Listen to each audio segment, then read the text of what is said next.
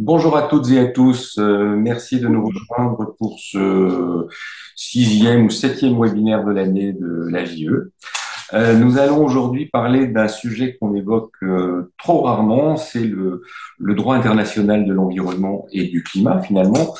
Vous le savez sans doute, la Cour internationale de justice a été saisie par les Nations Unies il y a quelques mois pour émettre un avis sur le changement climatique, les droits humains et les générations futures. En gros, l'idée, c'est de savoir ce que ne devront pas faire les États pour protéger les populations des effets du changement climatique, pour renforcer la protection des droits humains, et notamment celle des générations futures. Alors, jusqu'au 22 mars, si j'ai tout bien compris, les États peuvent finalement donner leur avis à la commission, à la Cour internationale de justice. Donc, cet avis, ça s'appelle une contribution. Et donc, une fois que les magistrats ont reçu le maximum de contributions, ils pourront rendre un avis dont on nous dira s'il est contraignant ou pas. Alors voilà, grosso modo, l'idée de ce webinaire. Alors, les experts qui vont nous causer sont Gaïa Fèvre, qui est, vous le savez sans doute, la responsable des politiques internationales du réseau Action Climat France, Lolita Kouchen, pardon, qui est chargée de campagne pour le World Youth for Climate Justice. Elle nous expliquera ce qu'est cette organisation qui est très active sur le sujet, et sa consoeur Altinaï Bigodaï, qui est chargée de plaidoyer au sein de la même World Youth for Climate Justice. Voilà, le webinaire sera en gros divisé en trois parties. Nous allons d'abord rappeler un petit peu les fondamentaux, ce qu'est la Cour internationale de justice, ce qu'elle peut faire, quelle est la procédure qui est en cours. Deuxième partie avec Gaïa Fèvre sur les relations internationales. Et puis, ah, excusez-moi, j'ai un chat. Et donc, après retour à World Youth for Climate Justice, qui expliquera un petit peu ce que sont ces attentes. Voilà, alors pour commencer tout de suite, je vais évacuer le chat et je passe la parole à Lolita et Alkinaï qui vont nous rappeler un petit peu les fondamentaux de la CIG et de la procédure qui est en cours. Merci Valérie pour cette introduction. Oui, tout à fait. Donc, on voulait vous remettre un peu en contexte l'actualité du sujet, qui est donc le 29 mars 2023. Il y a dans quelques jours, presque un an tout pile, l'Assemblée générale des Nations Unies a voté cette résolution qui est vue comme historique pour demander à la Cour internationale de clarifier les obligations climatiques des États et aller jusqu'aux responsabilités de ces obligations. Donc, on vient de passer une étape décisive de cette procédure qui s'étend donc sur un temps long. En effet, les États avaient donc depuis le 29 mars jusqu'au 22 mars 2024, donc quasiment un an, pour écrire des contributions, pour donner leur propre interprétation du droit international, pour répondre aux questions qui ont été soumises au juge.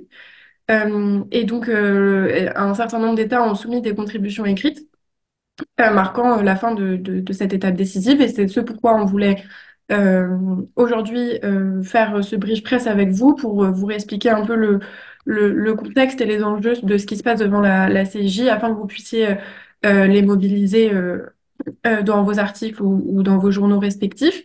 Donc nous, avec Lolita, comme Valérie l'a très bien dit, on fait partie de World Youth for Climate Justice. C'est un mouvement de jeunesse qui travaille sur la campagne internationale, donc devant la Cour internationale de justice et son avis consultatif sur le climat. Le but, c'est de s'assurer que la jeunesse soit pas exclue de cette procédure et de faire aussi un maximum de sensibilisation et de mobilisation autour de ce qui se passe devant la Cour internationale de justice. On est donc organisé en fronts régionaux, mais avec Lolita, on s'occupe spécifiquement de la campagne française. Voilà, donc j'allais laisser Lolita nous faire les messages clés, mais je crois que Valérie veut reprendre la parole. Non. Non, non, non, pardonnez-moi, c'était une mauvaise Pas de manip souci. de ma part. Pas de souci. Eh ben, je passe la parole à Lolita alors pour vous faire un résumé de nos messages clés. Oh, merci. Donc du coup, peut-être avant de commencer la présentation, voulez-vous résumer un petit peu les grands éléments qu'on voudrait que vous reteniez de tout ce qu'on va se dire aujourd'hui. Nous, ce qui nous paraît être les grands axes et les axes les plus importants autour de cette procédure et puis de notre plaidoyer. Donc, comme l'a très bien dit Alti, pour nous, un des axes majeurs, c'est de souligner la place de la jeunesse dans le fait que cette procédure ait lieu et donc la légitimité qu'elle a à y participer tout du long et à être entendue.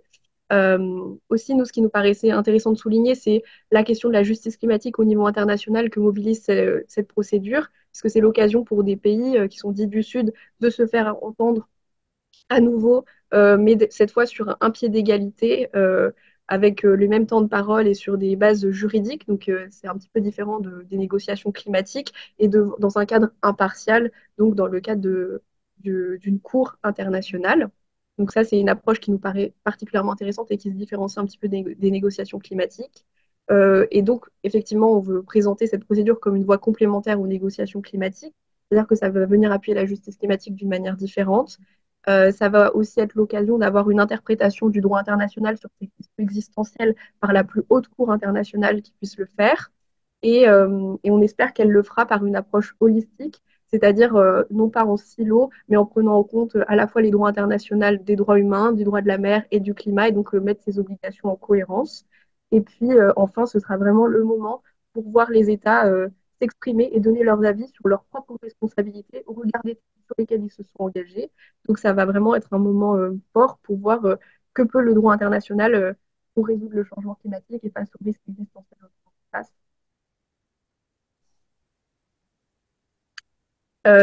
Comme l'a très bien dit Valérie tout à l'heure, notre présentation va être divisée en trois grands moments. Un moment un petit peu technique où on va revenir sur ce qui se passe devant la Cour internationale de justice, parce que ça peut être un petit peu compliqué et précis. Donc, on va revenir là-dessus de manière un petit peu détaillée. Après, Gaïa interviendra pour parler de quelle relation cette procédure a avec les négociations internationales. Et pour finir, on reviendra du coup sur la place de la France dans cette procédure, après notre expertise à Alcinaï et moi-même, et puis les revendications de World Youth dans ça.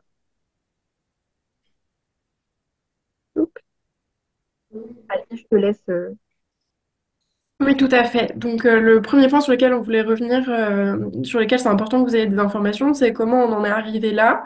Donc, revenir un peu sur l'historique de la procédure et garder en tête que cette campagne et cette procédure, c'est le fruit du travail et de l'engagement de la jeunesse.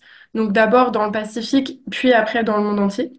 En effet, c'est en partant du principe qu'un avis consultatif de la Cour internationale de justice serait le moyen le plus légitime, le plus efficace et le plus diplomatique pour clarifier les implications juridiques du changement climatique en vertu du droit international pour les États. Que 27 étudiants de la faculté de droit de l'Université du Pacifique Sud ont entamé cette campagne en faveur donc, d'un avis consultatif sur la justice climatique. World Youth for Climate Justice, donc c'est créé en 2020 en soutien à la jeunesse du Pacifique pour que la jeunesse du monde entier soit impliquée. Donc la jeunesse du Pacifique se regroupe sous l'association Pacific Iron Student Fighting Climate Change et ils ont rencontré en 2018 les membres du Forum des îles du Pacifique qui ont exprimé un grand intérêt sur la question et ils ont rencontré le ministère des Affaires étrangères du Vanuatu. C'est après plusieurs discussions que c'est en 2021 que le Vanuatu lance officiellement la campagne diplomatique pour demander une résolution donc, à l'Assemblée générale des Nations unies qui sollicite donc cet avis consultatif.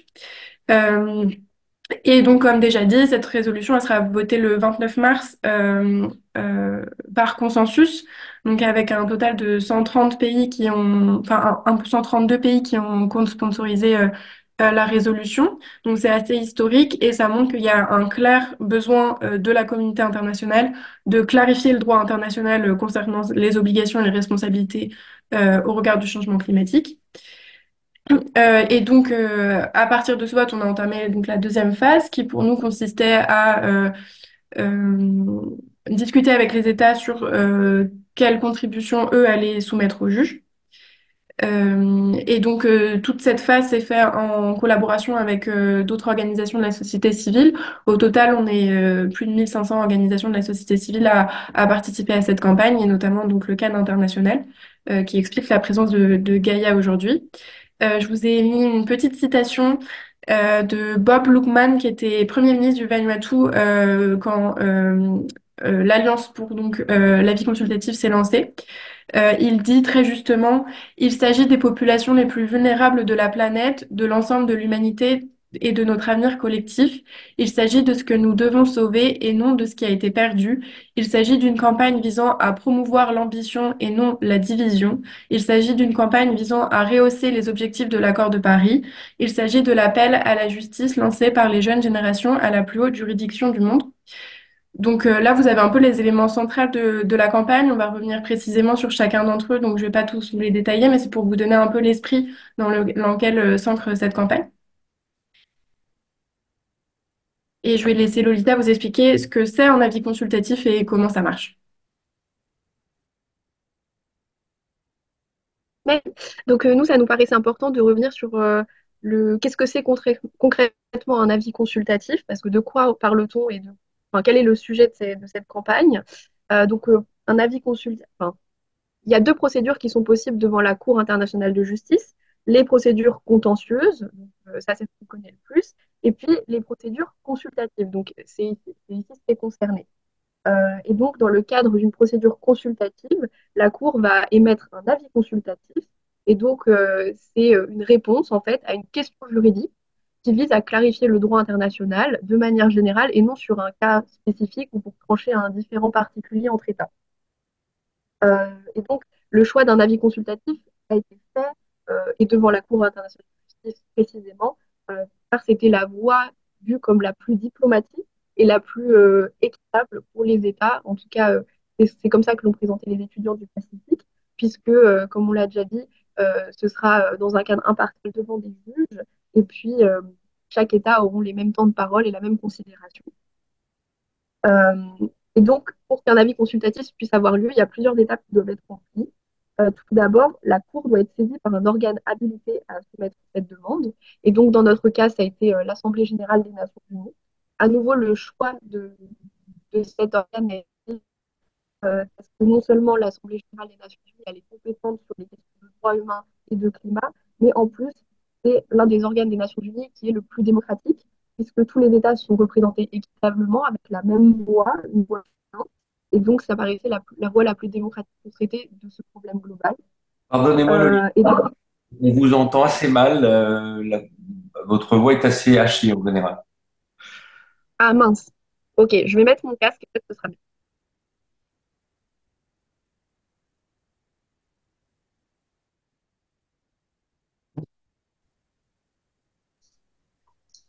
Vérité, je pense qu'on t'entend pas avec ton cas. Je sais pas si ton micro est détecté par le Zoom. Euh, Allô, Oui, tu m'entends? oui, Oui. parfaitement. Super.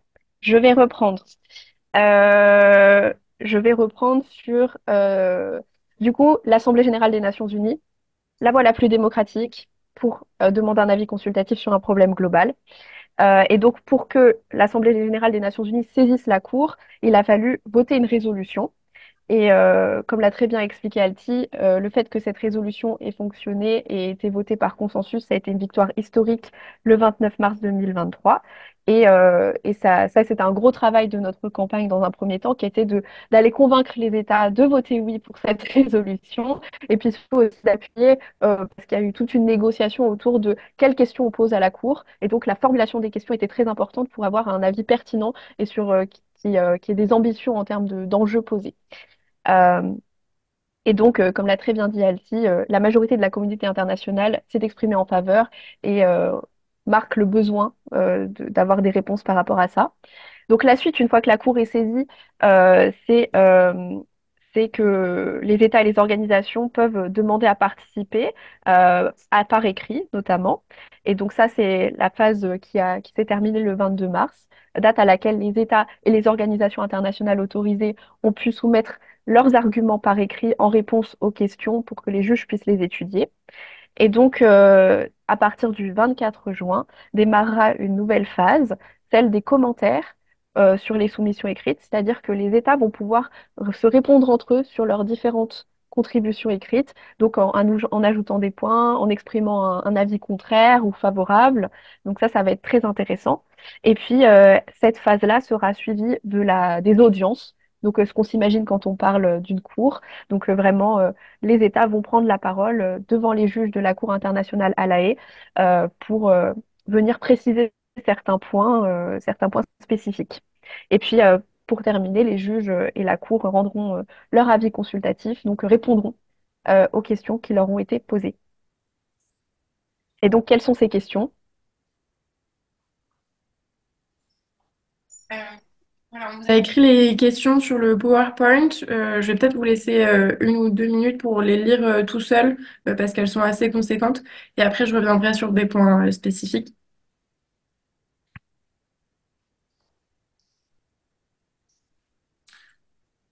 Juste une petite incise, est-ce que vous pourrez mettre les diapositives dans le chat ou me les envoyer que je puisse les réenvoyer aux auditeurs? Oui, bien sûr. Donc voilà, comme vous l'avez vu, la question est composée, enfin la question, qui en fait les questions sont composées en deux grosses parties. Une partie sur les obligations, une partie sur les conséquences juridiques et donc les responsabilités de ces obligations. Donc la première question, elle traite clairement des obligations à protéger le système climatique des gaz à effet de serre considérant les générations présentes et futures. Donc voilà, on voit que la question s'interroge directement sur les obligations des États euh, vis-à-vis du climat et par rapport aux gaz à effet de serre. Donc évidemment, on va pas forcément parler ici que des énergies fossiles, mais aussi de l'agriculture et de la déforestation. La deuxième question, elle, porte sur les conséquences juridiques, donc sur si les États agissent ou n'agissent pas et répondent à ces obligations ou pas, quelles sont les conséquences de leur action, euh, notamment en supposant que ces actions ou inactions causent des dommages qui sont significatifs pour deux groupes d'acteurs. Donc, on va détailler dans des sous-questions. Le premier groupe d'acteurs explicitement cités, c'est les États insulaires qui vont, eux, souffrir de conséquences particulières. Et donc, quelles sont les responsabilités des États vis-à-vis de ces États qui souffrent de conséquences particulières? La deuxième catégorie d'acteurs, c'est les peuples et les individus, des générations présentes et futures. Donc on voit ici que c'est aussi un autre aspect de la question. Je vais revenir plus spécifiquement sur certains points. Lolita, si tu peux passer à la slide suivante. Mais donc, comme vous avez vu, les questions sont assez larges, inédites. Elles vont clairement traiter de gros aspects un peu compliqués en droit international, qui sont la question des obligations et la question des responsabilités, sur un enjeu aussi global que les changements climatiques. Et on va aller s'intéresser sur l'inaction ou les actions des États au regard de l'ensemble du droit international, parce qu'il y a un corpus de textes qui est soumis à interprétation de la Cour internationale de justice. On ne vous a pas montré comment se formulait une résolution, mais donc on a la partie question, mais avant la partie question, on a plein de textes qui sont soumis à interprétation. Mais ces textes sont tellement larges qu'on peut considérer que c'est un peu l'ensemble du droit international qui va être soumis à interprétation des juges, notamment que les juges ne sont pas forcément obligés de se restreindre à ces textes, ils peuvent aller chercher aussi d'autres exemples ailleurs, notamment dans le droit coutumier, etc. On peut aussi souligner que la présence de la deuxième question qui traite des responsabilités juridiques, en fait, elle présuppose qu'il y a des obligations, parce que sinon, il n'y aurait pas forcément eu cette deuxième partie. Et comme les États se sont accordés pour poser ces questions, c'est qu'ils se sont relativement accordés pour savoir qu'il y a des obligations. Donc la question, ça va pas forcément de savoir s'il y a des obligations, mais plutôt savoir quelles sont ces obligations et sur quel texte on base ces obligations. Voilà, c'était une partie intéressante des questions à soulever. Euh, il y a aussi donc la question des gaz à effet de serre, comme je vous ai dit. On va s'intéresser aux énergies fossiles, évidemment, donc grosse partie qui, enfin, de discussions qui pourrait y avoir devant les juges. Il y a aussi la question de la vulnérabilité, définir ce que c'est la vulnérabilité en droit international. Et donc tout ça, ça nous renvoie, quand on le croise à la question de la responsabilité, à la question des pertes, des dommages et des préjudices, la question des responsabilités historiques et la question des finances, notamment de tout ce qui est traité dans l'accord de Paris. Donc c'est quand même des gros morceaux et je pense que Gaïa vous en reparlera sur la question des négociations internationales. Ce qui est aussi intéressant avec ces questions, c'est qu'on ne traite pas seulement des États envers les États, mais il y a aussi une grosse partie des États envers les peuples et les individus. Donc, comment les peuples et les individus sont intégrés à cette question et comment la responsabilité des États est déclinée envers les populations, ça va être une partie très intéressante de ces questions.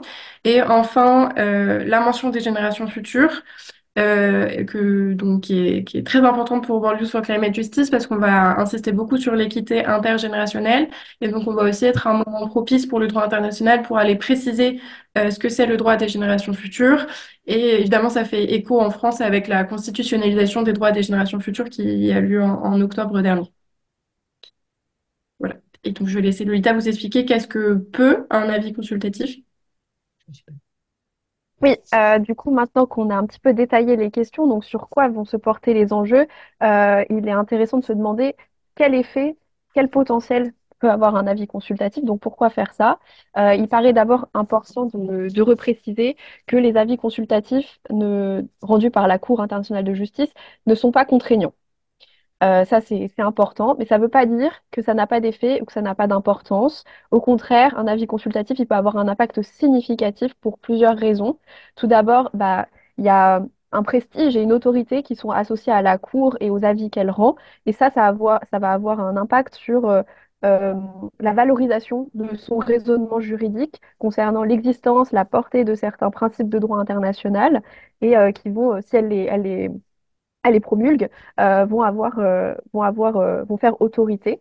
Et puis, ça va aussi être l'occasion peut-être pour des États ou d'autres acteurs même de s'appuyer sur cet avis consultatif par la suite dans le cadre d'autres litiges nationaux ou internationaux, ou même dans le cadre de discussions politiques, puisque ça va être une source légitime de l'interprétation du droit international dans ce domaine-là.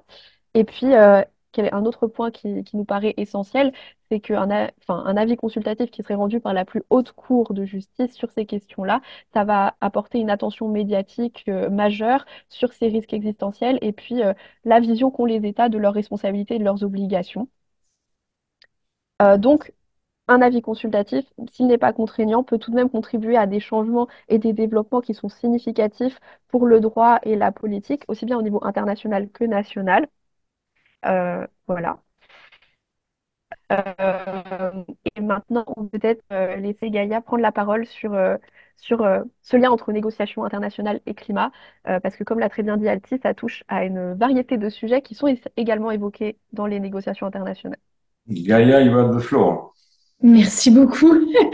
Bonjour à tous et à toutes. Donc oui, je suis Gaïa, responsable des politiques internationales au réseau Action Climat et du coup, je vais dans les négociations et je suis notamment la complémentarité finalement entre l'avis consultatif de la CIJ et ce qui se passe au sein des négociations internationales. Est-ce qu'on peut avancer la slide, s'il vous plaît? Donc, comme ça a été très bien expliqué, qu'est-ce que ça va apporter essentiellement? C'est surtout de la clarté et, à mon sens, un renforcement et une possibilité d'avoir des nouveaux arguments en termes de responsabilité et d'obligation de la part des États, notamment au regard du respect de l'accord de Paris. Donc, c'est vraiment les aspects essentiels sur lesquels appuyer. Je ne vous cache pas que certains États peuvent être assez frileux. Comme disait Alti, il a fallu convaincre en fait les États de supporter la résolution en mars dernier parce qu'il y a un réel risque que la Cour internationale de justice fasse ce lien finalement entre émission de gaz à effet de serre, responsabilité historique et engagement de la responsabilité des États les plus pollueurs et les plus en capacité de faire face au changement climatique. Et donc moi, les liens que je fais directement, c'est nécessairement en effet autour de tout ce qui a trait à la réparation. Donc là, on va penser aux pertes et dommages, mais on peut également penser à l'adaptation. Et on voit combien ça a été difficile finalement d'arriver à l'opérationnalisation et la mise en œuvre d'un fonds pertes et préjudices. Il y a le levier financier, bien entendu, on va revenir dessus, on le voit, c'est un point de crispation depuis plusieurs années et au regard de la prochaine COP, la COP 29 qui aura lieu à Bakou, qui doit permettre de négocier ce nouvel objectif collectif, c'est-à-dire le nouveau 100 milliards, on voit des tensions autour de justement qui doit mettre finalement la main au portefeuille pour répondre aux besoins en termes de réparation, que ce soit pour les pertes et dommages, adaptation, et on peut penser aussi à la mise en œuvre en fait des plans de transition. Et finalement, on comprend au regard de la complémentarité de ce qui se passe au niveau juridique et au niveau, on va dire, un peu plus politique des COP, la nécessité pour notre réseau international de s'inscrire en soutien finalement avec les mouvements de jeunesse qui ont réellement initié et poussé les États à s'engager sur cette voie. Et nous, on a un réseau international avec des branches un peu partout dans le monde et on a un réseau dans le Pacifique qui lead aussi notre manière de faire du plaidoyer autour de la nécessité d'avoir un avis consultatif qui soit ambitieux. Et finalement, aussi, la Cour internationale de justice, c'est un peu la dernière au niveau des organes onusiens à se prononcer finalement sur la Convention 4 des Nations Unies et l'accord de Paris. Donc, c'est vrai qu'on va être très attentif finalement à ce qui va être dit. Slide suivante, s'il vous plaît. Donc, ce qui est intéressant aussi de voir, c'est qui est-ce qui lead. On le voit très bien sur le fait d'avoir un avis consultatif, le lead des pays insulaires. Et quand on regarde dans les COP, finalement, qui est-ce qui a leadé en effet pour avoir l'opérationnalisation du fonds pertes et dommages, ce sont les États insulaires. Si on prend l'exemple de la dernière COP, la COP 28, où ça a été la bataille du vocabulaire phase out, transition away autour des énergies fossiles. Encore une fois, les pays AOSIS étaient les pays qui leadaient pour avoir un vocabulaire qui soit fort pour une fin juste et équitable de toutes les énergies fossiles. Et c'est des batailles qui mènent depuis des années et des années. C'est pas la première fois qu'on a une tentative justement d'avoir une plainte ou d'engager la responsabilité des États les plus pollueurs au niveau de différentes cours. J'ai mis quelques exemples notamment Tuvalu en 2002 qui avait tenté une plainte contre les États-Unis et l'Australie en tant que grand émetteur de gaz à effet de serre. En 2011, on a vu une alliance d'une trentaine de pays qui étaient également des pays insulaires en développement. Il y avait un lead de Palaos qui a tenté finalement d'avoir cette résolution au niveau de l'Assemblée générale des Nations Unies. 2011, c'est un peu trop tôt. On va dire qu'on n'est peut-être pas assez mature à ce moment-là et les États-Unis s'y étaient opposés. Et là, on a une grande alliance et on a surtout un soutien important de la société civile et un lead de cette jeunesse qui arrive à pousser et à mettre sur l'agenda politique international la nécessité en fait d'activer le levier juridique. Puis aussi, on a tous ces cas où on voit au niveau national qu'il y a des poursuites et c'est souvent la jeunesse qui pousse et qui lead pour arriver à avoir justement des cours au niveau national qui prennent finalement des mesures, là où le politique, où c'est peut-être un peu plus difficile. Et dans les COP, si je fais le parallèle, comme je vous disais, au niveau pertes et dommages, ben voilà, les pays insulaires qui poussaient depuis 30 ans pour avoir l'opérationnalisation du fonds pertes et préjudices. Là, ça a été une vraie bataille. En 2013, on a la création du mécanisme international de Varsovie, qui est finalement une manière de discuter qu'est-ce que sont les pertes et dommages, la définition, quels seraient les arrangements financiers qu'on pourrait mettre en place. En 2015, on voit dans l'accord de Paris, encore une fois, les pays insulaires qui poussent pour avoir des références à ce niveau-là. 2018, on a encore un dialogue, celui-là on l'a appelé le dialogue de Suva. En 2019, on a la création du réseau de Santiago sur les pertes et dommages. Donc, on continue à pousser pour mieux comprendre ce qu'étaient les pertes et dommages. Puis finalement, à la COP26, il y a cette déception énorme de ne pas réussir à le mettre à l'agenda. COP27, c'est impossible. En fait, on est à une COP en Égypte, une COP africaine. un continent qui est responsable de seulement 3% d'émissions de gaz à effet de serre. Donc la nécessité d'avoir les pertes et dommages à l'agenda était là, gros push de la société civile encore une fois. Et là, on part de la COP27 avec un accord de principe sur la mise en place d'un fonds. Donc on confie cette mission de construction de fonds à ce qu'on a appelé un Transition Committee, un comité de transition qui a réfléchi finalement comment on allait mettre en place ce fonds, qui a remis les États autour de la table et qui a dit, bon, bah, discutons pendant un an, faisons une proposition qui sera validée à la COP28. Et certains d'entre vous, je pense, ont suivi ça. Dès le premier jour de la COP28, on a opérationnalisation du fonds. Donc grande victoire. Mais si je reviens sur le levier financier, vous le savez sans doute, la plupart des fonds au niveau climat, c'est beaucoup du prêt, ce qui met en fait dans une situation d'endettement ou de surendettement certains États, et notamment les plus vulnérables. 93% des pays les plus vulnérables sont dans une situation d'endettement ou de surendettement. Si on regarde le fonds qui a été opérationnalisé à la dernière COP là, sur les pertes et préjudices, en fait, les contributions sont volontaires, il n'y a aucune obligation de repledger. Donc, on va voir comment ça évolue cette année, encore une fois, avec le travail, cette fois-ci, du conseil d'administration du fonds pertes et dommages. Et bien entendu, les besoins au regard de la crise qui s'accentue sont de plus en plus importants.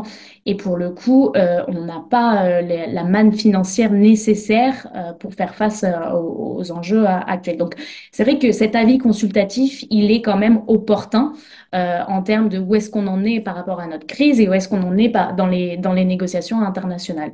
Donc, ça va être très intéressant pour nous de suivre ce qui sera dit, de scruter les contributions écrites des États, voir les réponses qu'ils se feront entre eux. Ça nous donne aussi des indices sur les positions des États dans les négociations. On peut passer à la slide suivante. Et c'est, comme je disais, c'est intéressant de regarder qui participe à la discussion. Donc, les États, on va regarder les contributions écrites, on va voir aussi pendant les auditions les différentes prises de parole. Et on va sûrement voir cette tension de crainte de certains États de voir leur responsabilité engagée. Pour le coup, ça, c'est très clair des pays qu'on dit les plus responsables, les pays qui sont classés à annexe 1 de la Convention 4 des Nations Unies, qui ont une crainte d'avoir une cour et que le droit vienne finalement affirmer cette responsabilité-là. Et donc, on voit qu'il va y avoir ce jeu de certains États qui essayent justement d'amoindrir cette responsabilité, si je puis dire. Et finalement, il va y avoir ce jeu entre une posture politique qui va devoir se transformer en argument juridique qui sera très intéressant de suivre. Après, autre élément très pertinent de voir, c'est qu'il n'y a pas seulement les États. Il y a aussi des organisations qu'on connaît bien, comme l'OPEP, qui était l'une des premières organisations finalement à avoir levé la main et notamment donné son souhait de participer justement à ce processus juridique. On voit que l'OPEP a aussi des intérêts dans les négociations internationales pour le climat et on comprend très bien ce lien avec les enjeux énergie fossile que nommait Alti. Et à la COP28, l'OPEP a été très vocale au milieu des négociations quand elle voyait que le vocabulaire phase-out, sortie des énergies fossiles, était toujours présent et était en réaction parce qu'on comprend bien que l'éléphant dans la pièce, c'est les énergies fossiles et qu'il va falloir adresser le problème. Donc, on sent aussi le fait qu'elle se défend sur tous les niveaux, que ce soit le plan politique et le plan juridique. Donc, ça va être intéressant aussi de voir la contribution de l'OPEP. J'avoue que je suis très curieuse de pouvoir lire les arguments qu'ils ont pu développer et finalement comment on arrive à avancer du côté des négociations sur le volet fin, juste et équitable de toutes les énergies fossiles, sur le volet également financier, comme je le disais, la prochaine COP 29 où ça va être un sujet important, mais voyons aussi plus loin d'ici la COP 30 où on va devoir penser les nouvelles contributions nationales déterminées des pays.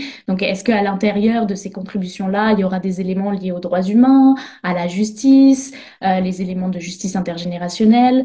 Est-ce qu'il y aura des engagements plus forts et précis sur la fin juste et équitable de toutes les énergies fossiles. Finalement, comment le transition away qu'on a mis dans le texte du bilan mondial à la dernière COP va se matérialiser. Donc voilà les liens que moi, je peux faire et je souligne encore une fois le leadership de la jeunesse, que ce soit à l'international et au niveau national. Lolita et Altinaï ont fait un travail très important en amont de la COP, mais aussi pendant la COP et en même temps que leurs études. Donc, je tiens vraiment à souligner leur travail. Merci beaucoup.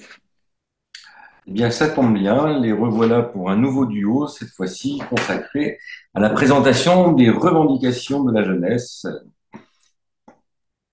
Merci beaucoup et merci beaucoup Gaïa. Là, on va entamer la dernière partie de notre présentation qui se consacre à un petit peu parler de la France plus spécifiquement et puis les arguments juridiques et qui pour nous constitueraient un avis ambitieux et donc ce qu'on a essayé de pousser aussi au niveau français et auprès de la France. Donc peut-être d'abord pour un petit peu situer World Youth en France et dans le cadre dans lequel se propage notre plaidoyer. Nous, on s'inscrit dans un écosystème, l'écosystème des associations et des mouvements de justice climatique. Donc, vous pouvez voir sur sur le diapo un petit peu les acteurs qui nous soutiennent et avec qui on travaille. Et puis notamment du coup des associations de jeunesse autour de la justice climatique qui nous soutiennent activement et notamment qui soutiennent notre plaidoyer et les arguments juridiques spécifiques que l'on porte. Et donc tous ces acteurs nous soutiennent dans nos actions, comme par exemple en étant signataires de différentes tribunes qu'on a pu publier ou ce genre de choses pour un petit peu pousser notre plaidoyer au niveau national. Euh, et donc, euh,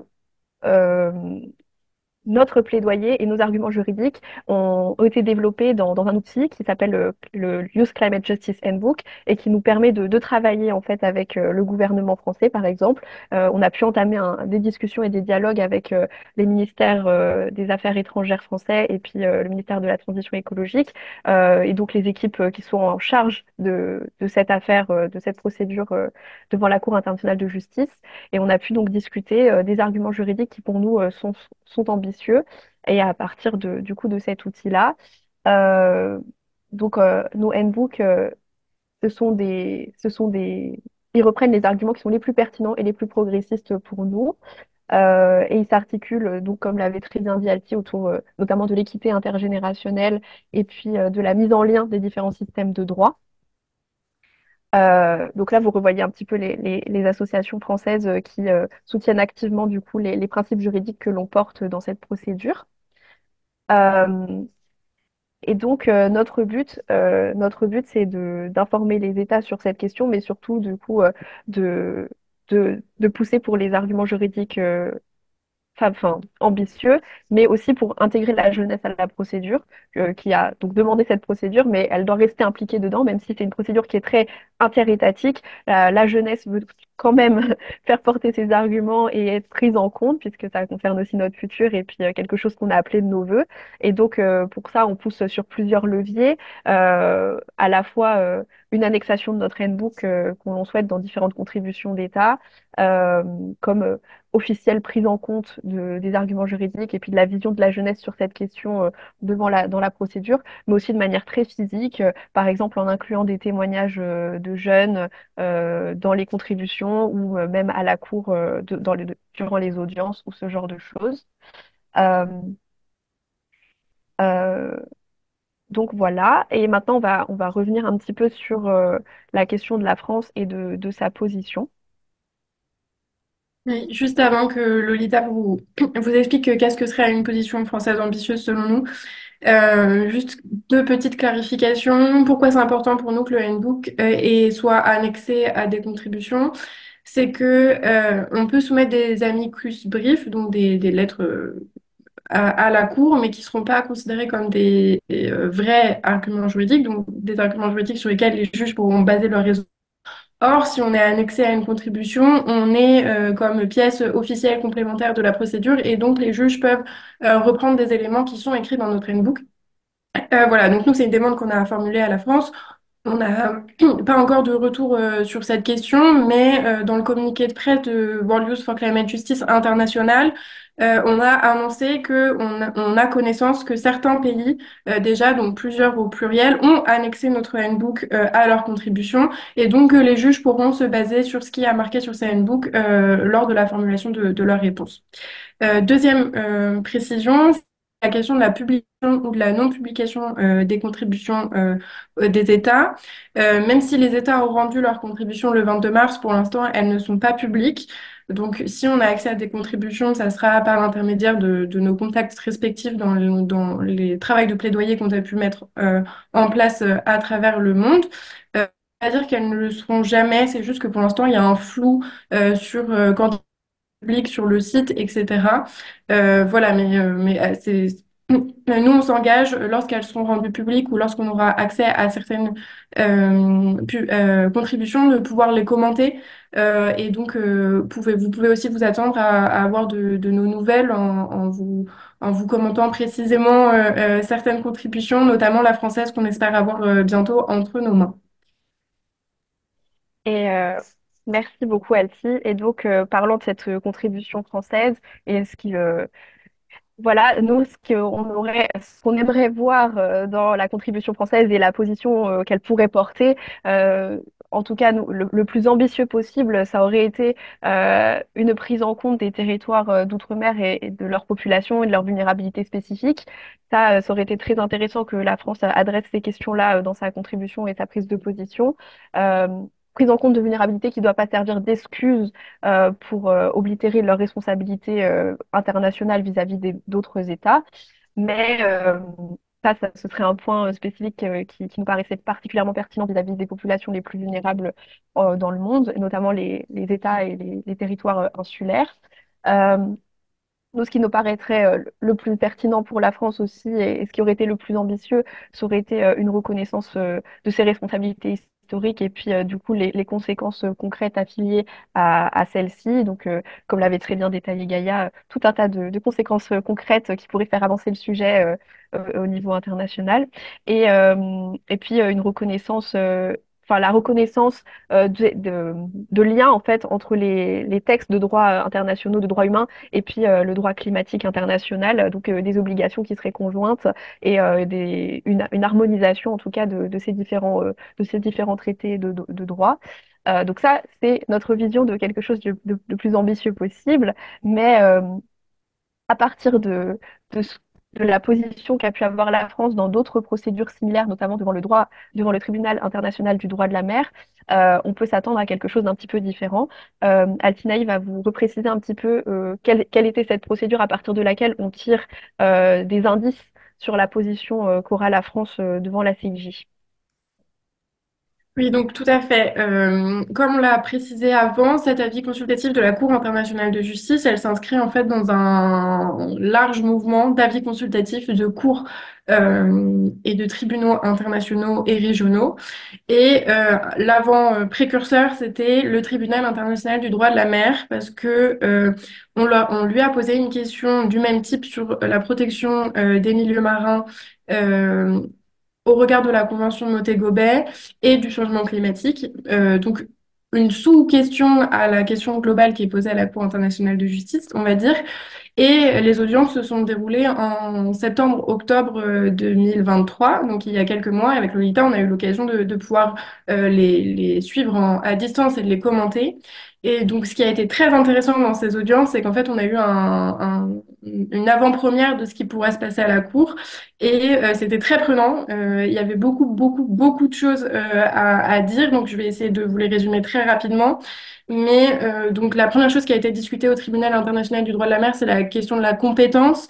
Euh, C'était un des arguments faciles pour les États comme la Chine, l'Inde, ou de décrédibiliser ce genre de questions et de dire qu'en fait les tribunaux internationaux n'avaient pas forcément de réponse à y apporter.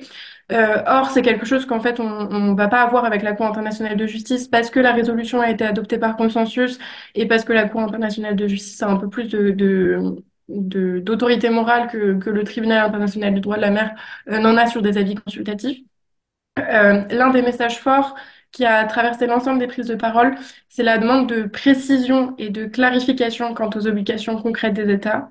On a littéralement entendu nous savons tous lire, protéger et préserver l'environnement marin, mais qu'est-ce que cela impose-t-il concrètement et à qui?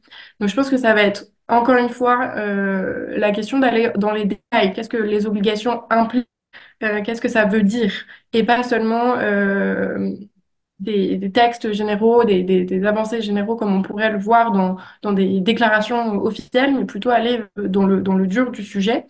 On a aussi vu que devant le tribunal international du droit de la mer, on avait toute une question sur est-ce que le droit international, il était vivant, donc est-ce que il s'adaptait aux nouveaux enjeux, ou est-ce qu'au contraire, il était statique, et que ça veut dire qu'à chaque fois que l'humanité était, ou la communauté internationale était confrontée à un nouvel enjeu, il fallait qu'on réécrive de nouvelles conventions et qu'on se remette d'accord, ou est-ce que tout ce qu'on a déjà signé, ça suffit à décliner des obligations sur des choses qui émergent. Et donc le changement climatique est au cœur de ces débats. Est-ce que au final les textes qu'on a signés suffisent ou est-ce que sur des textes qu'ils ne prenaient pas forcément en compte explicitement ou est-ce que non?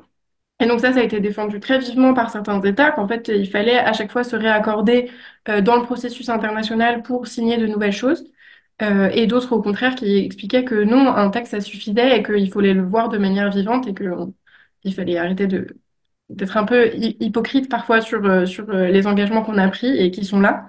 Voilà, on a aussi toute la question sur quel type d'obligations il y avait. Est-ce que c'est des obligations de comportement? Est-ce que c'est des obligations de résultat? Ça n'implique pas du tout la même chose au niveau du droit international. Est-ce que c'est des obligations primaires? Est-ce que c'est des obligations secondaires? Dans le cas des deuxièmes, donc les obligations secondaires en droit international, ça veut dire qu'il y a des responsabilités, ça veut dire que l'obligation elle-même des primaire donc implique des implications secondaires donc avec toute la question de bah certes c'est une obligation mais qu'est-ce que concrètement au niveau de la responsabilité juridique il y a voilà, il y a d'autres débats qui ont autour de ça sur la question de la reconnaissance du rôle central de la science et comment on intègre science et droit international ou le rôle donc de la jeunesse et des générations futures qu'on va forcément retrouver devant la Cour internationale de justice aussi. Et donc je vais vous laisser Lolita vous décrire ce que la France a pris position devant la Tribunal international du droit de la mer et comment ça peut nous donner un peu une première vue sur la position française à la Cour internationale de justice.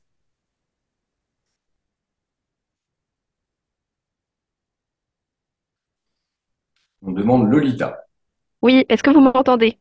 5 sur 5. Désolée, j'ai un petit peu bugué. Donc, merci beaucoup, Alti. Alors, grâce à tout ce que vous avez détaillé, Alti, sur cette procédure, on a pu se pencher un petit peu sur la position de la France dans ce cadre-là. Et à partir de cette expérience-là, on peut anticiper quelques positions qui seront sans doute similaires devant la CIJ, des grandes tendances qu'on risque de retrouver. Euh, Premièrement, de manière générale, la France risque de s'aligner et va s'aligner sur la position de l'Union européenne, tout comme elle l'avait fait devant le TIDM. Euh, elle a, Devant le TIDM, elle avait fait une argumentation qui nous paraissait intéressante et que peut-être on retrouvera devant la CIJ, qui était une argumentation spécifique en faveur d'un droit à réglementer. Donc, le droit à réglementer des États au niveau national euh, sur la question climatique, environnementale, enfin, face aux enjeux économiques prégnants. Donc ça, c'était un élément marquant et distinctif de la France devant le TIDM. On espère retrouver des éléments similaires devant la CIJ. Euh, on avait vu quand même, a priori, un côté favorable de la France à une ouverture plutôt évolutive des textes internationaux, mais avec évidemment une grande mise en garde autour de ça ne peut pas impliquer ou imposer des obligations auxquelles les États n'auraient pas consenti. Donc oui, les textes sont évolutifs, mais pas au point de créer de nouvelles obligations qu'on n'aurait pas prévues. Euh, et puis, la France avait, à l'occasion du TIDM, s'était prononcée en faveur de la reconnaissance d'une obligation spécifique, l'obligation de coopération. Maintenant, à voir ce que cette obligation de coopération pourrait impliquer et de quelle nature elle est. Et sur la nature des obligations, la position de la France était évidemment en faveur d'obligations de comportement, donc faire au mieux, mais pas d'obligation de résultat. éviter que ça arrive. Euh, et puis, fait intéressant quand même, il avait été mention de l'accord de Paris comme source d'engagement juridiquement contraignant au niveau international dans le cadre des engagements climatiques. Donc ça, c'est quelques grands éléments qui nous permettent peut-être d'anticiper quelques points sur la position française devant la CJ. Hop, maintenant, il nous paraissait intéressant de revenir sur quelques dates importantes à venir pour conclure.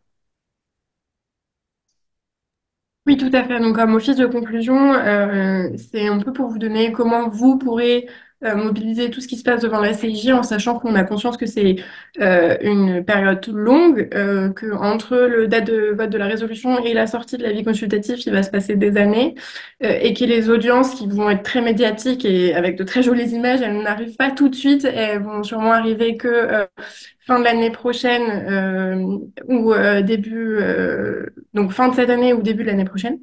Mais je vais revenir dessus. Mais ça n'empêche que, comme vous l'avez compris, on espère après ce brief, ça s'inscrit c'est une toile de fond du mouvement de la justice climatique. C'est un peu la cerise sur le gâteau. C'est ce qu'on attend tous et toutes. Et c'est ce qui va aussi influencer beaucoup de choses qui se passent en Europe, notamment avec la CEDH. Euh, et la Cour internationale de justice va elle-même s'enrichir de ce qui se passe devant la CEDH. Donc, euh, donc en effet, je pense que vous êtes au courant maintenant, mais le 9 avril, la CEDH va rendre sa décision sur l'affaire des aînés et l'affaire des jeunes Portugais, qui portent sur des questions qui sont similaires. La question, c'est est-ce que si ces avis sont ambitieux, ça c'est un très bon feu vert pour la CIJ d'être aussi ambitieux. Si ces avis sont pas ambitieux, c'est une possibilité pour la CIJ de dire non, il faut aller plus loin quand même que ce que la CEDH a pu dire. Donc ça va être très intéressant pour nous de voir ce que la CEDH a dit et ça serait aussi intéressant de pouvoir connecter les deux. Parce que tout ça répond en fait d'un même question de la société civile qui se saisit de la justice internationale pour faire respecter son droit à un avenir. Euh, voilà, à partir du 24 juin, donc je crois il y a une erreur, c'était du 22 mars au 24 juin, les États peuvent se répondre. Lolita, si je me trompe pas, c'est ça, hein. C'est pas à partir du 24 juin. Non, c'est à partir du 24. Ok, donc à partir du 24 juin, les États vont pouvoir se répondre. Donc ça va être, comme Gaïa l'a dit, ça va être une phase très intéressante pour aussi savoir un peu tâter le terrain, voir sur quel point les États osent ou pas répondre d'un point de vue juridique à ce qu'ils auront pu énumérer. Et donc il y a forcément les audiences qui auront lieu, donc comme je vous l'ai dit, soit novembre-décembre 2024 soit janvier-février 2025. Euh, Comme vous savez, il y a beaucoup d'incertitudes encore sur les calendriers.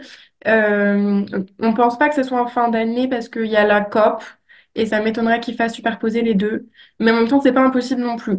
Donc, je pense qu'il faudra rester aussi vigilant sur comment COP et audience devant la CJ s'articulent. C'est pas impossible que les deux s'enchaînent très vite. Et donc, et bien évidemment, il y aura aussi la COP29 à garder en esprit en lien avec la CIJ et voir comment les discussions avancent à la COP29. Ça va aussi nous donner des précisions sur comment les audiences vont se passer. Évidemment, ça sera au cœur. Enfin, déjà, la COP28, c'était un sujet entre les États, un sujet de coulisses dont les médias, dont on ne parlait pas mais en tout cas, les gens, toutes les équipes diplomatiques, toutes les équipes juridiques sur place étaient au courant de ce qui allait se passer. Et donc, on n'en a pas fait un sujet, mais en fait, c'en était un quand même. Et à la COP29, je pense que ça en sera un réel, un médiatique, un sur lequel on pourra se saisir parce que les contributions seront publiques, parce qu'on aura d'autres éléments sur lesquels se baser, parce que la société civile pourra se saisir de tout ça. Voilà, c'est aussi à garder en tête lors de ce moment-là. Je ne sais pas, Gaïa, si tu as quelque chose à rajouter sur la COP29, peut-être. C'est que j'espère que ça ne va pas tomber en même temps que la COP29, qu'est-ce qu'il y a aussi le G20 en même temps que la COP29. Et avant la COP29, 2 semaines avant, il y a la COP16, la COP de la biodiversité. Et fin décembre, il y a la COP de la désertification. Donc j'espère que ce sera début janvier. Oui, on espère aussi. C'est pas impossible que ça soit plutôt début janvier. Là, déjà, les phases de contribution ont été décalées à plusieurs reprises. Les juges ont vraiment à cœur de laisser le temps à des États qui n'ont pas forcément les ressources nécessaires ou suffisantes, comme les États occidentaux peuvent avoir, de pouvoir quand même participer, en sachant que les États qui ont soumis des contributions peuvent participer aux audiences, mais aussi les États qui n'ont pas soumis de contribution. Donc il y a des États qui vont peut-être réagir a posteriori et se dire, ah mince, il est en train de se passer quelque chose, nous on n'a pas pu rendre d'écrit, mais on veut quand même participer à l'oral. Donc ça va être aussi intéressant de voir ça. Et puis bah voilà, on a fini notre présentation. J'espère que ça a été clair. Voilà, je ne sais pas si Valérie, tu as quelque chose à ajouter ou si on peut ouvrir aux questions directement. J'ai quelque chose à ajouter, c'était très clair, merci. Et donc, nous ouvrons la séance de questions-réponses. Pour la débuter, j'avais une question peut-être un peu juridique. A-t-on des exemples de décisions de justice nationale ou internationale qui auraient pris appui sur des avis consultatifs de la CG, évidemment sur d'autres sujets que celui que l'on vient d'évoquer. Oui, bien sûr. Alors, en France, ça va être un peu particulier. On avait invité notre affaire à tous pour discuter de cette question, mais malheureusement, il ne pouvait pas être présent aujourd'hui. Mais c'est pas impossible qu'on puisse se mettre en relation s'il y a des questions sur lesquelles on n'arrive pas à répondre précisément. En France, c'est un peu particulier parce que les dialogues, enfin, le droit français supplombe le droit national. Donc, on va plutôt se baser sur des textes nationaux plutôt que sur des décisions internationales. Mais il y a quand même un renvoi à ce qui se passe à la CEDH. Et comme la CEDH s'appuie spécifiquement, enfin, cite à plusieurs reprises dans plusieurs décisions la CIJ, c'est quelque chose qui se fait très facilement, en fait, la communication des avis de la Cour internationale de justice vis-à-vis des juges européens. Et comme les juges français reprennent ce que disent sur certaines affaires, ce que disent les juges européens, forcément, ça va influencer aussi ces questions-là pour plus de détails et plus de précision, parce que j'ai pas envie de vous dire de bêtises sur le nom des affaires et les dates, etc. Je pourrais te préciser par mail, Valérie, quelques exemples très précis. Mais en tout cas, je sais pas si ça a répondu à ta question, mais oui, enfin, dans plusieurs décisions de la CEDH, en tout cas, les avis de la Cour internationale de justice ont été repris. Ok. Une batterie de questions de Camille Richir. Euh, je pense qu'il y a une partie pour la première sur les NDC. Alors, est-ce qu'on a une idée de la date à laquelle l'avis sera rendu? Justement, on faisait des paris. Parce qu'en fait, ce qui se passe, c'est souvent que la procédure, elle est décalée, décalée, décalée. Donc, pour le lien avec les NDC, normalement, ça doit arriver avant la COP30, avant 2025. Moi, je suis pas sûre qu'on aura l'avis consultatif avant. Je sais pas si Alti et Loïta, vous avez une autre vision. Mais ça ne veut pas dire qu'on n'aura pas des éléments de par les contributions écrites, de par les faits que les États doivent se répondre entre eux. Je pense qu'on aura des indications, mais je suis pas sûre qu'on aura l'avis avant les NDC. Ouais. Oui, tout à fait. Il y aura notamment l'avis du Tribunal international du droit de la mer Mm. qui, elle, risque d'arriver dans les semaines, mois prochains. Il avait été annoncé mars. A priori, ça ne sera pas mars, mais plutôt avril ou mai. Mais déjà, ça va être une grosse indication sur comment. Enfin, si c'est ambitieux, c'est très très bon signe que la CJ sera ambitieuse. Si c'est moins ambitieux, ça peut nous alerter aussi. Mais en effet, on n'a pas trop d'idées précises pour l'instant sur avant ou après les NDC. Ça va vraiment dépendre aussi de quelle autre affaire la Cour est saisie entre-temps, etc. Quel dossier elle peut consacrer. Mais c'est des processus assez longs, donc Mais après, nous, en tant que société civile ou World Youth, ça ne nous empêche pas de pousser à des NDC qui soient ambitieuses aussi sur le volet protection des droits humains, justice intergénérationnelle, en mentionnant aussi qu'il y a ce travail initié CIJ. Pour la question 2, peut-on hiérarchiser les conséquences potentielles d'une décision? Est-ce que ce sera avant tout sur des discussions ça veut dire internationales, je suppose, ou est-ce plutôt susceptible d'avoir des conséquences dans des procédures locales? Ben, moi, je vais parler de ce que je connais, qui est plutôt sur les discussions internationales. Moi, ce que je vois, le point de crispation, parce que comme disait Alti à la COP, en fait, c'était un sujet, et c'était notamment un sujet de coulisses, c'est toujours cette crainte d'avoir l'engagement des responsabilités ou d'avoir une obligation à payer pour.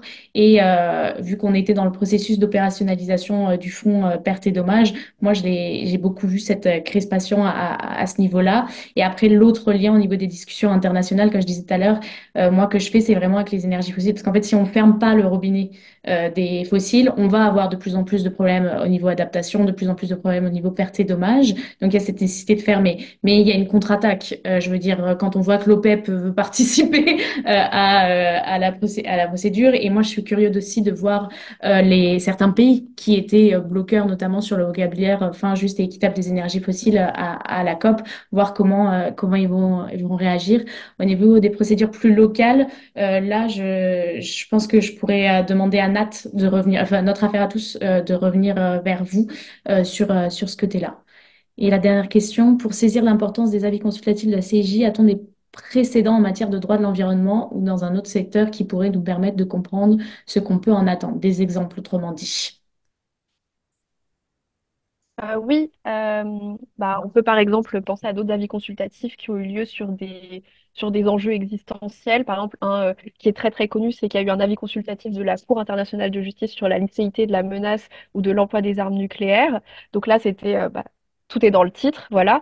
Et, euh, et donc, à cette occasion-là, la Cour s'était prononcée sur le sujet au regard du droit international et avait notamment reconnu que l'environnement n'était pas une abstraction, qu'il y avait un espace vital, des enjeux de qualité de vie, de santé, et qu'il y avait un enjeu autour des générations qui sont pas encore nées au regard du nucléaire ou ce genre de choses.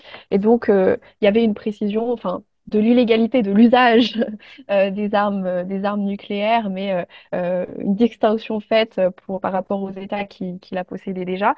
Mais, euh, mais donc, voilà, il y a des grands avis comme ça, consultatifs de la Cour, qui font jurisprudence et qui sont régulièrement repris dans l'interprétation du droit international sur des sujets qui sont existentiels. Donc, voilà. Je ne sais pas si Alti, tu veux peut-être ajouter quelque chose. Non, encore une fois, si vous avez besoin de précision, c'est des questions sur lesquelles, avec notre affaire à tous, on peut travailler particulièrement. Je pense que c'est aussi un moyen, en effet, de... Enfin, nous, vous voyez plutôt sur... la CEDH va rendre des avis bientôt et donc le lien est facile à faire, mais évidemment, ça peut être aussi intéressant de citer des exemples plus précis. Donc, on peut aussi travailler pour avoir...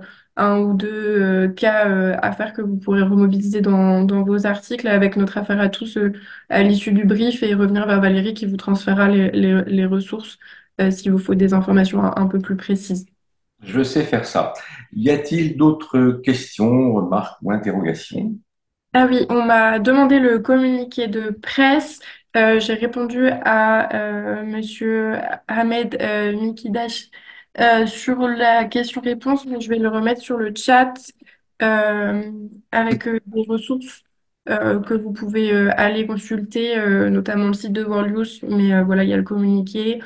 Et toujours aller jeter un œil à la résolution quand on a des doutes sur comment les questions sont formulées ou quels textes sont à prendre en considération, ça peut être utile.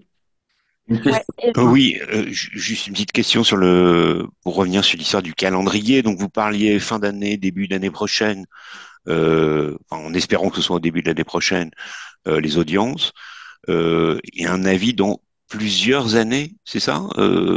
Quand on a une idée, généralement, ce genre de truc, c'est quoi? C'est 2 ans, 3 ans, 5 ans? Ça peut prendre quel délai? Alors, une fois que les audiences donc là, déjà, il y a le travail où les juges ont aussi accès aux contributions des États, donc ils vont déjà amorcer un premier travail. Ils vont même avoir des questions pour les audiences qu'ils vont pouvoir soumettre aux États avant, et donc les États peuvent répondre déjà aux premières questions des juges pendant les audiences. Souvent, c'est quelques mois, voire un an après les audiences. En fait, c'est qu'on n'a jamais eu d'affaires aussi grandes avec autant d'États impliqués sur une question aussi vaste et compliquée. Donc, c'est difficile de donner un état des lieux parce qu'en fait, ça peut tout à fait ne pas être respecté. On pense que ça va arriver en 2025. La question, c'est est-ce que ça sera à cheval avec 2026 ou si ça sera plutôt milieu, fin 2025? Je pense. Lolita, dis-moi si tu as une autre interprétation du calendrier.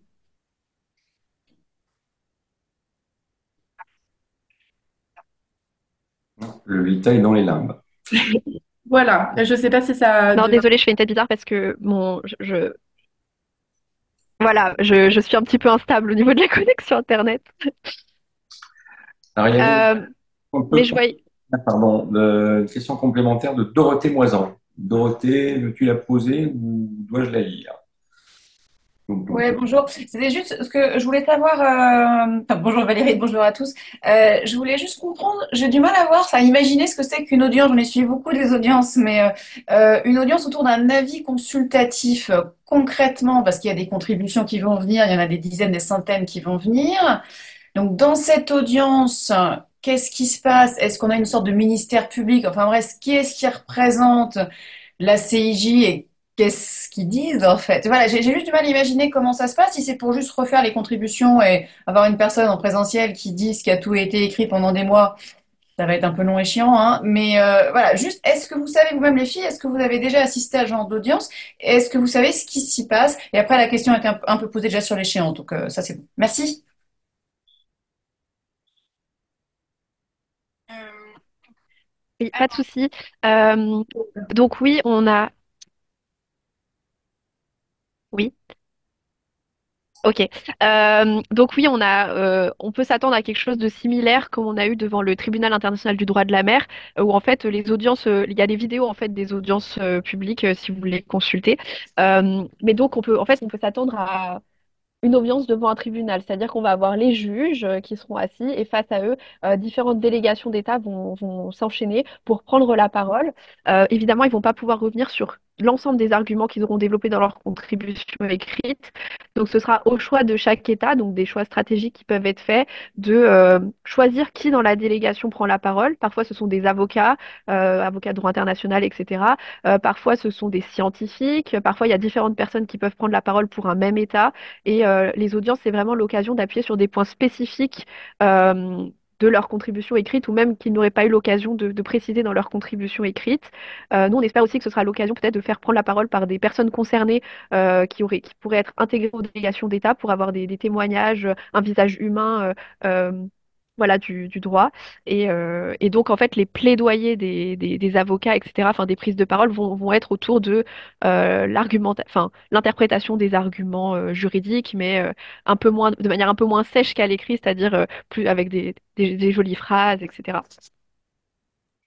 Oui, tout à fait. Juste pour rebondir sur ce que Lolita a dit, en tout cas, ce qui est voulu par les États qui ont initié et la société civile qui a initié la campagne, donc pas sûr que tous les États répondront à cet impératif, mais c'est de faire des audiences un visage humain où en fait on va reprendre des codes du contentieux avec cette question de qui est vraiment touché et à qui on doit donner la parole enfin, le ton est grave et on va vraiment aller sur la question de mais si cet avis n'est pas si cet avis n'est pas ambitieux, il y a des conséquences qui sont inhumaines derrière et aller pointer ça du doigt, la question de euh, si rien n'est fait, il y a des vraies conséquences sur la vie des gens et quelles sont ces vraies conséquences sur la vie des gens? Je pense que une partie des audiences va être tournée sur ça. Et sinon, les audiences sur un ton relativement long pour le TIDM, c'était 2 semaines, je crois, le temps que tous les États passent, il y ait du temps entre les délégations, etc. Donc là, on suppose qu'il y aura encore plus de participants. Donc ça pourrait s'étendre sur un mois entier quasiment, on pense. Et voilà, sur le temps de parole, je crois qu'au TIDM, c'était 45 minutes par État. À voir si là, ils laissent le même temps ou s'ils réduisent pour la CIJ. Euh, je sais pas si ça donne, si on a répondu totalement à la question, n'hésitez pas. Ben, c'est la question, c'est est-ce qu'il y a une sorte de ministère public, entre Ah guillemets? oui. Non, ça va être Voilà.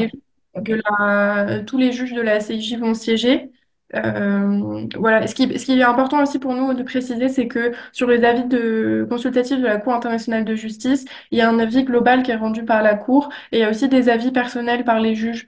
Et donc chaque juge peut aussi formuler un avis personnel et souvent dans certains cas, les avis personnels sont repris en fait et en dehors de l'avis global. Mais c'est seulement les juges qui vont siéger, enfin qui vont écouter les audiences. Après, dans la salle, il y aura donc toutes les délégations. Dans certaines délégations, il y aura potentiellement des personnes de la société civile qui pourront témoigner ou siéger. Et le but pour nous, en tant que société civile et jeunesse, c'est d'être à l'extérieur du bâtiment, mais d'être là sur une durée, soit un moment clé, soit une durée constante, on n'a pas encore tranché, mais que quand chaque délégation arrive en fait aux audiences, il n'oublie pas qu'on regarde, il n'oublie pas qu'on sait ce qui se passe devant les juges et que ça a une importance significative pour l'ensemble des futures négociations climatiques et pour l'avenir du droit international tout simplement.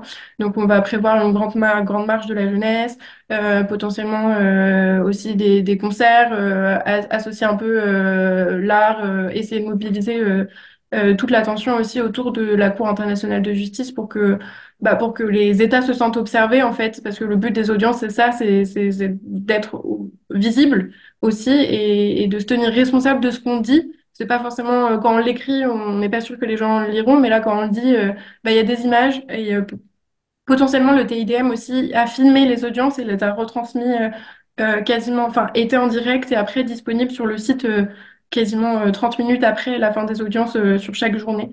Donc on espérait que la Cour internationale de justice fasse tout pareil et que pour permettre à l'ensemble du monde entier de pouvoir regarder ce qui se passe devant les juges. Ok, Merci. merci. Y a-t-il d'autres questions pour celles et ceux qui voudront suivre les audiences, préparer des sandwichs? Euh, on va aller manger en fait.